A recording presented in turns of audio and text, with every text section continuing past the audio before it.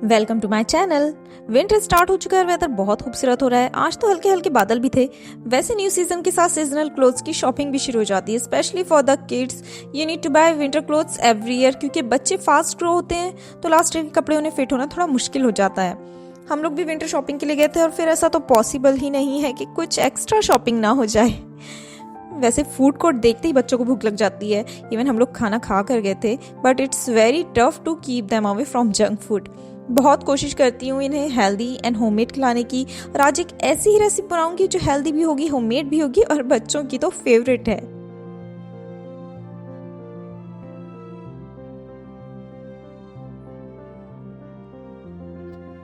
So today I am going to make pizza.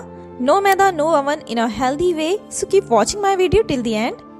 सबसे पहले तो यहाँ 2 टमाटर मैं रोस्ट कर लूँगी पिज़्ज़ा बेस का सॉस बनाने के लिए। इस मेथड से, इस तरीके से मैं करती हूँ तो बहुत इजीली इसके छिलके ऊपर के जो है निकल जाएंगे, पील ऑफ हो जाएंगे। कई लोग बॉईल करके भी करते हैं, बट मैं इस तरीके से करती हूँ, मुझे ये ज़्यादा इजी लगता है। यहाँ पर अभी से ठंडा होने के लिए रख दूँगी। दूसरी साइड में हम ईस्ट प्रिपेयर करेंगे। ये वन काइंड ऑफ टेस्ट भी हो जाएगा ईस्ट का हमारा, कि ये वर्क कर रहा है, एक्टिव है या नहीं है। तो सबसे पहले हाफ कप ल्यूकवार्म वाटर में 1 टीस्पून शुगर ऐड करें, half tea spoon salt add करें, और यहाँ पर फिर सेम स्पून में टीस्पून में हम ईस्ट डाल देंगे 2 टीस्पून यहाँ पर, और इसे मिक्स करके 15 मिनट्स के लिए रख दें। उसके बाद इसमें फर्मेंटेशन हो जाएगा और इससे हमें पता चल जाएगा कि हाँ ईस्ट काम कर रहा है, और जो पिज़्ज़ा बेस हम फिर उससे बनाएंगे वो भी अच्छी तरह फूलेगा। यहाँ बहुत सारे छोटे छोटे पॉइंट्स हैं, वो भी आप लोगों से शेयर करूंगी कि पिज़्ज़ा बनाते टाइम हम लोग क्या गलती करते हैं, क्यों पिज़्ज़ा बेस फूलता नहीं है, बेस को क्रस्टी कैसे कर सकते हैं। टमाटर जो हमने निकाल के रखी हुई थी यहाँ पर मैंने रोस्ट करके, वो ठंडे हो चुके थे, तो अब इसे काट के ग्राइंडर जार में डाल दूंगी। उसमें सिर्फ ज़्यादा कुछ हमें डालना नहीं है, लहसुन डालना है और लाल मिर्च डालनी है। बहुत ज़्यादा मैं यहाँ पर नहीं डाल रही हूँ, क्योंकि ये वाली लाल मिर्च जो मैं इस बार लेकर आई थी ना, बहुत ज़्यादा स्पाइसी है। और पिज़्ज़ा बेस का सॉस वैसे बहुत ज़्यादा स्पाइसी नहीं होता है, बिल्कुल नॉर्मल सा टेस्ट होता है उसका। Here you can C east हमारा अच्छी तरह से फर्मेंटेशन इसमें हो चुका है। अब डो प्रिपेयर करेंगे। यहाँ पर मैंने 2 बोल्स 2 कटोरी आटा ले लिया है, बिकॉज आज मैं आटे से बेस बनाऊंगी। मैं यहाँ पर मैदा नहीं यूज़ कर रही हूँ।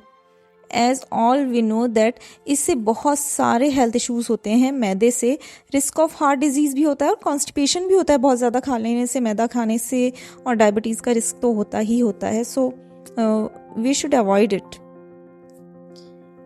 इस मेथड से सबसे पहले डो प्रिपेयर कर लें, ऊपर से ऑयल लगाकर अब इसे क्लिंग रैप से, या कोई भी अगर आपके पास इस तरह प्लास्टिक है पतला सा, उसे कवर करके रख दें पॉट को, और ऊपर से अच्छी तरह से पैक करके 1 आवर के लिए रख दें।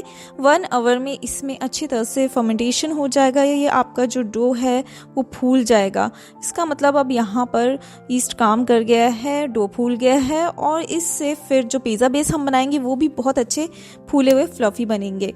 अगर ईस्ट को आप खुला रख दिए, अच्छे एयरटाइट कंटेनर में नहीं रखा है, तो फिर वो काम नहीं करता है। इसलिए ऐसा ईस्ट कभी भी आप यूज़ ना करें। अब यहाँ सबसे पहले तो बेस पे ड्राई आटा लगा दें, और इस आटे को जो हमने अभी रेडी किया है अच्छी तरह से हमें मसाज देना है। बहुत इसे गूंदना है, बिल्कुल सॉफ्ट कर लेना है, किसी भी तरह के इसमें लम्स नहीं रहना चाहिए।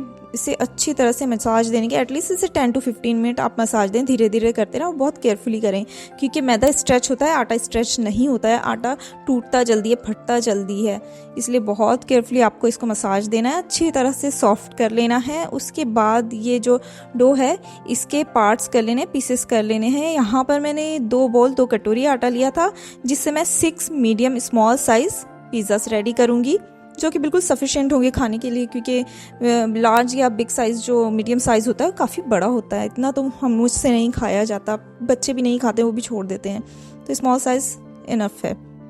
यहाँ पे कुछ चिकन के स्मॉल पीसेस से चंक्स है वो ले लिए हैं। उसमें मैंने नींबू डाल दिया है, नमक डाल दिया, लाल मिर्च, जिंजर गार्लिक पेस्ट, बस बेसिक से स्पाइसेस डालने हैं, और मैरिनेट करके इसे फिर सॉटे कर लेंगे थोड़ी देर के लिए, क्योंकि मैं चिकन इस पे पिज़्ज़ा की टॉपिंग बना रही हूँ, चिकन टॉपिंग्स रेडी कर रही हूँ। इस तरह से पैन में थोड़ा सा ऑयल डालें, और ये जो हमने मैरिनेट किया हुआ चिकन रखा था इसे अब सॉटे करना स्टार्ट कर दें। इसे हमें फ्राई नहीं करना है, बट थोड़ी से ऑयल में इसे सॉटे करना है, भूनना है इस तरीके से, और उसके बाद इसे कवर करके रख दें ताकि ये अच्छी तरह से कुक हो जाए। दूसरी साइड में अब पिज़्ज़ा बेस का सॉस प्रिपेयर करेंगे।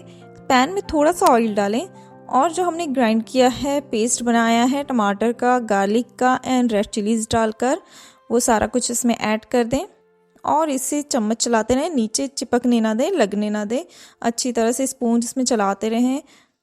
इधर दूसरी साइड में जो चिकन हमने पीसेस रखे थे वो भी बिल्कुल अच्छी तरह से कुक हो गए थे, तो यहाँ पर मैंने गैस ऑफ कर दिया। थोड़ा सा अब ये पिज़्ज़ा बेस का जो हम सॉस प्रिपेयर कर रहे हैं उसमें केचप डाल दें, इससे बहुत अच्छा टेस्ट आता है। बिल्कुल रियल जो पिज़्ज़ा बेस का टेस्ट होता है ना सॉस का, जो हम रेडीमेड बाहर में पिज़्ज़ास खाते हैं, वैसा वाला फ्लेवर आ जाता है इससे। थोड़ा सा इसमें सॉल्ट ऐड करें, शुगर ऐड करने की ज़रूरत नहीं है बिकॉज केचप हमने डाल दिया है, टमाटो केचप रेडीमेड वाला। बस अब इसमें हम इसके बाद ऑरिगेनो ऐड करेंगे। ऑरिगेनो भी मैं बहुत ज़्यादा नहीं डालती हूँ, कई लोग इतना ज़्यादा डाल देते हैं ना कि फिर उसकी स्मेल ऐसे पिंची सी हो जाती है, बहुत ज़्यादा ओवर लगती है।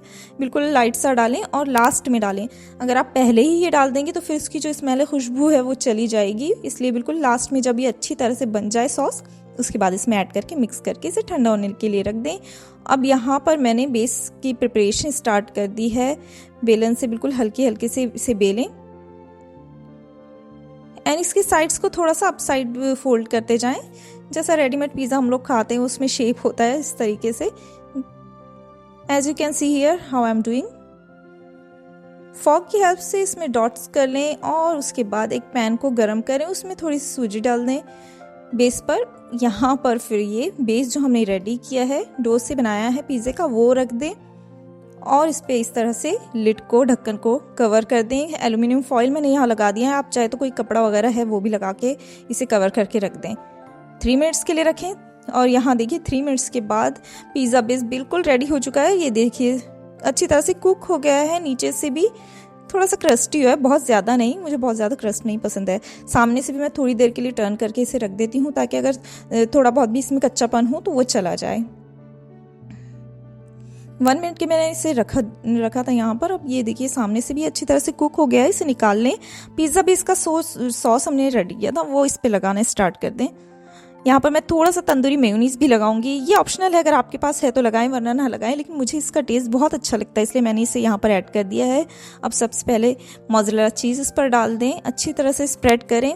उसके बाद अब यहाँ पर जो हमने चिकन फ्राई किया हुआ था वो लगा दें, अच्छी तरह से स्प्रेड करें, कोई भी पार्ट ऐसा ना हो कि खाली रह जाए, कहीं कम या कहीं ज़्यादा हो जाए। उसके बाद जो वेजीज हैं हमने कट की हुई थी उसे अच्छी तरह से ब्यूटीफुली एस्थेटिकली इस पर लगा दें, डेकोरेट कर दें। थोड़ा सा ऊपर से अगेन से मोज़रेला चीज़ डालें, उसमें ऑरिगेनो छिड़कें, उसके ऊपर से स्प्रिंकल करें एंड चिली फ्लेक्स डालें और इसे रख दें पैन में कवर करके 3 मिनट्स के लिए अगेन से। अब दूसरी साइड में माइक्रोवेव में किस तरह से आप बेस रेडी कर सकते हैं पिज़्ज़े का, ये भी मैं आपको बता देती हूँ। सेम मेथड से मैंने बेस बना लिया है और एक प्लेट में रखे इसे 2 मिनट्स के लिए रख दूंगी माइक्रोवेव में, और बहुत अच्छा यहाँ पर भी इस तरीके से भी फ्लफी सा हमारा पिज़्ज़ा बेस रेडी हो जाएगा। तो अगर आप माइक्रोवेव में चाहें तो इस तरीके से बना सकते हैं, या अगर पैन में चाहे तो इस तरीके से बना सकते हैं। ये देख ही सकते हैं आप, हियर पिज़्ज़ा इज़ रेडी। ये बहुत अच्छी तरह से बेक हो चुका है, सारा चीज़ जो हमने ऊपर से डाला था वो मेल्ट हो चुका है। So here chicken pizza is ready. अब नेक्स्ट पिज़्ज़े की मैं प्रिपरेशन करूँगी। यहाँ पर मैंने सेम मेथड से बेस तैयार कर लिया है, उस पर पनीर डाल दिया है और डाल दिया mozzarella cheese, chilli flakes, oregano, और अब इसे यहाँ पर माइक्रोवेव में रख रही हूँ 2 मिनट्स के लिए। 2 मिनट्स में बहुत अच्छे से कुक हो जाएगा, चीज़ मेल्ट हो जाएगा और पिज़्ज़ा रेडी हो जाएगा। हियर यू कैन सी। तो यहाँ पे 2 टाइप्स ऑफ पिज़्ज़ा भी रेडी हो चुके हैं। चिकन का पिज़्ज़ा रेडी हो गया है हमारा, और पनीर पिज़्ज़ा जो मैंने बनाया था वो भी रेडी हो चुका है। अब नेक्स्ट पिज़्ज़ा की प्रिपरेशन मैं आपको बता देती हूँ। ये वेजिटेबल पिज़्ज़ा है, सारी वेजीज मैंने डाल दी है, बेस पर सॉस लगा दिया है, ऊपर से मोज़रेला चीज़, ऑरिगेनो और चिली फ्लेक्स डाल दिए, स्प्रिंकल कर दिए हैं, और इसे भी मैंने पैन में बेक करके निकाल लिया है। आप चाहे तो माइक्रोवेव है तो माइक्रोवेव में करें, वरना पैन है तो पैन में करें, जिस भी मेथड से आप बना रहे हैं बना सकते हैं। And here you can see our 3 types of pizzas are ready। बनाना इसे बहुत इजी है, और इस तरीके से बनाएं तो फिर ये भी टेंशन नहीं होगा कि ये जंक फूड है, अनहेल्दी है। जितना दिल चाहे उतना खा सकते हैं, बच्चों को भी दीजिए, वो भी खुश हो जाएंगे। और आज तो मुझे किसी को टेबल पे बुलाने की ज़रूरत ही नहीं है खाने के लिए, सब खुद ही आ गए हैं।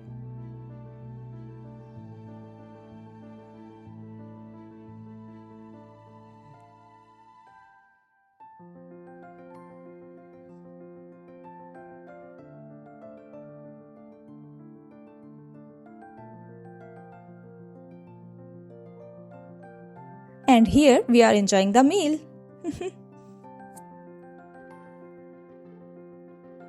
दुआ को तो पिज़्ज़ा इतना पसंद आया, उसने खाते ही मुझे देखकर यमी कहा। इसके बाद आपको ये भी बताऊंगी कि आप किस तरह से बचे हुए पिज़्ज़े के जो डो है और जो उसकी टॉपिंग्स वगैरह है उसे किस तरह से यूज़ कर सकते हैं, बनाकर रख सकते हैं। सबसे पहले तो बेस बना लें, सॉस लगा दें और जितनी भी टॉपिंग्स बनाई हैं वो सारी ऊपर में डालकर एल्यूमिनियम में से फॉइल में पैक करके, एल्यूमिनियम फॉइल से इस तरह से पैक करके फ्रिज में रख दें। 2-3 डेज़ के लिए आराम से फ्रिज में रहेगा और जब भी खाना हो 1 आवर पहले निकाल कर इसे रूम टेम्परेचर पर रखें और बस पैन में या माइक्रोवेव में गर्म करके इसे खा सकते हैं आप। तो मेरी ये रेसिपी कैसी लगी मुझे ज़रूर बताएं, लाइक करें रेसिपी को और चैनल को सब्सक्राइब करें।